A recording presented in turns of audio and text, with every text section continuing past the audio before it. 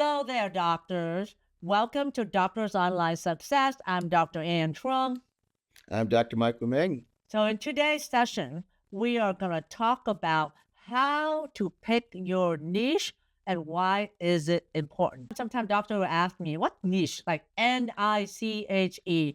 What does that mean? It's almost like a specialty topic or the specialty or the solution that you want to focus on.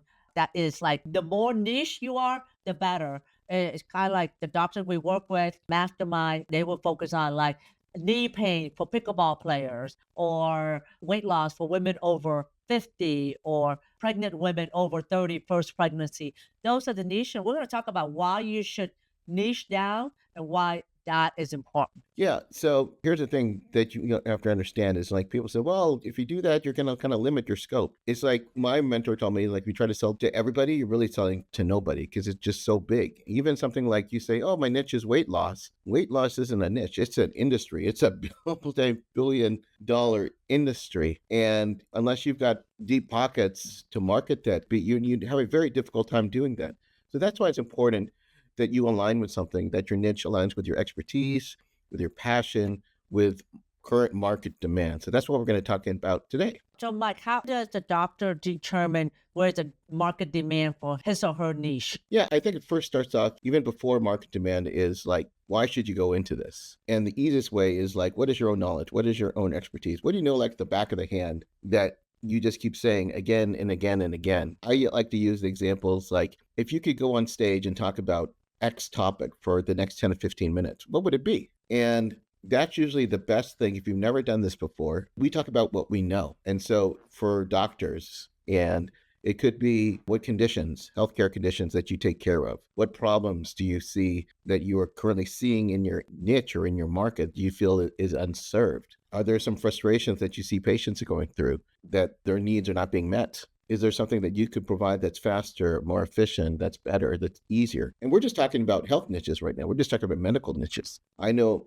a number of doctors who are going into other areas where they're an expertise that are completely non-clinical. Let's say they're really good in real estate or they're really good at relationships. Here's the thing. I know some go into niche in helping pre-meds become doctors or high school students become into the universities of their choice. And they just happen to have the expertise and knowledge to go into.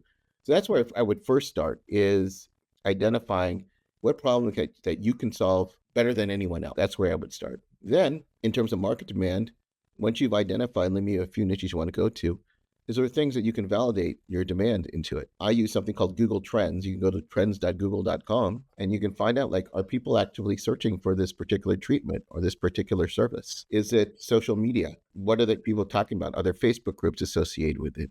That could be the beginning of trends or niches into that. Competitor analysis. Are people buying advertising for these niches? When you look on Google, is there something that says sponsored ads on there? So that's where I kind of look. I say, look at forums. I look to see if people are actually talking about it. If you go into something like, here's a common fallacy. Something, let's say, hey, I'm going to go into the niche. I'm the expert at underwater basket weaving. Okay. And you put in Google and there's no searches or advertising. It's not that you think, oh, I have this all to myself. It's because nobody's interested in it. There's no money into it. So that would be a niche where I would probably pivot away from. Right. So what you're talking to is kind of like a red ocean, the blue ocean type like thing. So when you hear this a lot, doctors, is that red ocean is something that a niche that everybody goes into. Like red ocean is weight loss and red ocean is aesthetic, Botox, meaning there's a lot of people there. There's a lot of sharks eating the fishes and it's red versus the blue ocean where it could be a niche that a lot of people are in, but it then also could not, is there a market demand? So another thing that you can do market research, don't forget Amazon. Amazon is also a search engine and put in that topic and you can see what the sponsor items are because Amazon also have courses in there as well as merchandise and other things. And then also the YouTube search bar. Type in the YouTube search bar and you can see how many channels has that particular topic. Like for instance, if you're a rheumatologist, you can think about a niche like I can just do rheumatoid arthritis. just talk about rheumatoid arthritis because there's rheumatoid arthritis very common, and a lot of people have that condition, and not a lot of people can tolerate taking the medication. So that's a good niche to go into that align with what you do. So, like the doctors we work with, we have an ER doctor that does hormones, just hormones alone, but he's now kind of specializing in hormone for men over 40 that was a college athlete. So he kind of like hyper specializes because he himself is and was that avatar that is now optimizing his health for longevity and peak health. But something I want to insert in there, whatever niche you go into, make sure they're marketable, but also that the client or the customers can pay you. So I met a doctor who wants to help prisoners that just gets released start a business. But he's getting frustrated because he can't make money because those customers can't pay him for the coaching. That's an example there. But it doesn't have to be a lot. It can just start with $500, $1,000, and anything over $5,000 considered high ticket. Mid ticket is between 1,000 to 5,000, and it can be just a consultation. It could be just education or coaching. It could be a course. It could be a membership, and it could be a treatment as well. It could be telemedicine or in person. And that's something that I love doing. I love looking at doctor value ladder from free to low ticket to high ticket about that. So niching is important because it establishes you as a brand, as an authority, because once you figure out the niche, it's easy to figure out ideal client, or the name is avatar.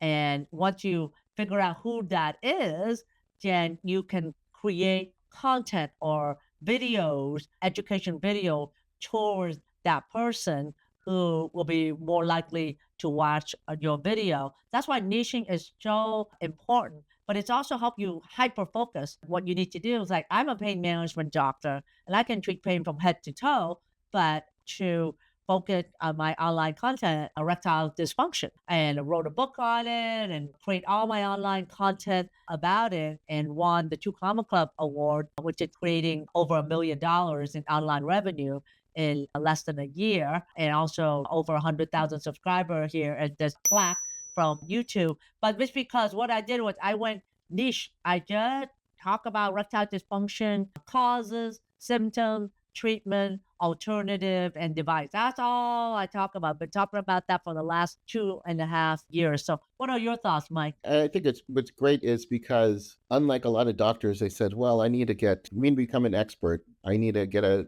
pay thousands of dollars for a certification, or I need to get this particular degree. And I know you have certifications on there, but you also said, I'm the expert because I'm talking about it all the time. And I'm going to talk about it every day or every other day and make a video about it. So you become the de facto expert on it. You don't just wait to have somebody give you a specific certification on it. You just say, I'm just going to call my shot and say, I'm going to become the expert. That's when I develop patience for it. So really important to realize is that the internet has really brought things together. And that's another point to it, is that you need to be able to not only find people who you can afford what you're trying to do, but you also need to find people who you can actually reach. You can actually contact them. And that's what makes the internet is really an equalizer. Can you imagine 30, 40 years ago, mailing a letter to all the men out there who have erectile dysfunction? It'll be very, Business. what are you going to, before the internet, how would you be able to reach them? And now you're able to reach them through these channels that anybody can access for free. You can start your own YouTube channel for free. And now you can, through content, you can actually go and contact and find these people. Absolutely. And that's one of the reasons why we're actually going to teach doctors on how to create and launch their YouTube channel. So check the link down in the description here as well. So the point of entry is very low. It doesn't cost you a lot of money to start a YouTube channel, to be present. But one of the key is to be consistent. What I see creators or doctors do is they'll either go on social media or like Facebook, Instagram, or YouTube channel, and they'll do a video once a month, or then once every 2 months, or once every 3 months.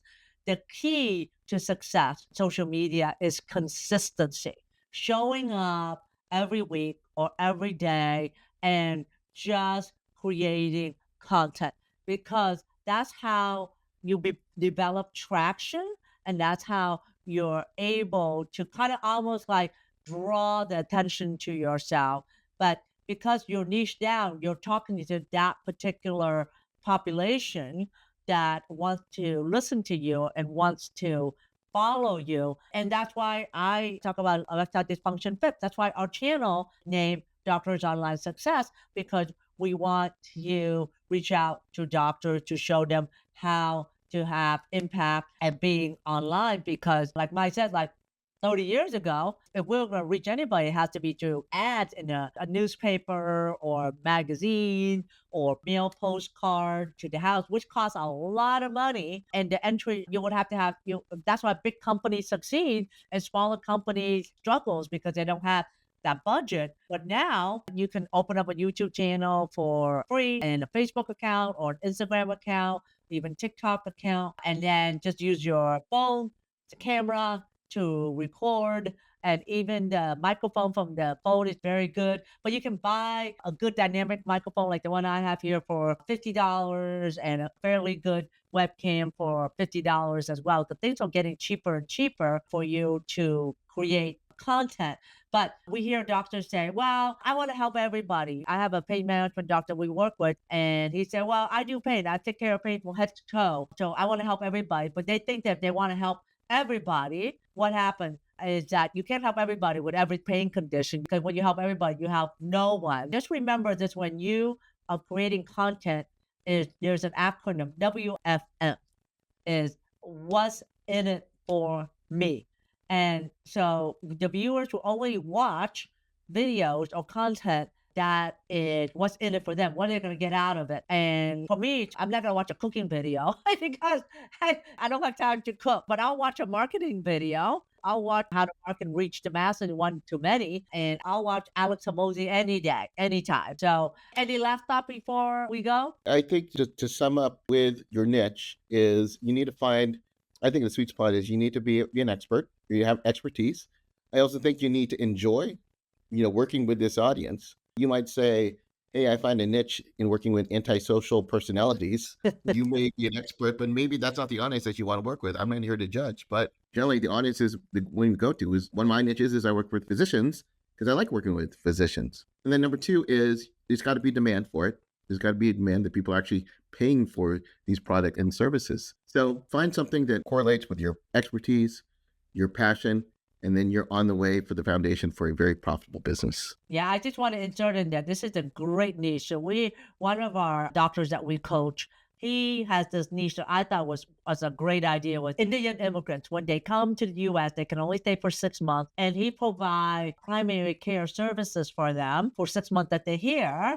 Charge them only $145 a month. That's include primary care service and blood work, and it's a subscription model. So they come for 6 months and then they leave. They may come back, but he provides that service, and he belongs in several Facebook groups. He's also had some connection with the embassy and immigration agency as well too. So I thought that was a great niche in working with as a primary care doctor for immigrants. So having said that, the key point is niche down as much as possible, and do your research. And we just mentioned Google, YouTube, Facebook group. If you see anybody with ads, you can even see a niche, like go to Facebook ad, and you can see how many ads are in a certain niche. You can tell that that is a very marketable niche as well too. Like my niche, erectile dysfunction, they're very, very marketable niche, because right now there are about 50 million men suffering with that don't have real solution at this point. So having said that, we hope that you find this useful. Go and check out. We have a free community school where we put value on how to succeed online. Go to Doctors Online Success, doctors plural.com, doctorsonlinesuccess.com. Check out the link right here, the banner, as well as the link in the description, and join that community. We are in there teaching you as well as supporting you on your journey to go from clinic to online, to find your impact and your growth and really financial freedom, and discover multiple stream of income that can be discovered online. And just know, as a doctor, you are two-thirds of the way there to become an online influencer because you have the credibility and the expertise. You just need to have the reach, essentially the following or the viewers to make the impact and the growth. So you're two-thirds of the way there.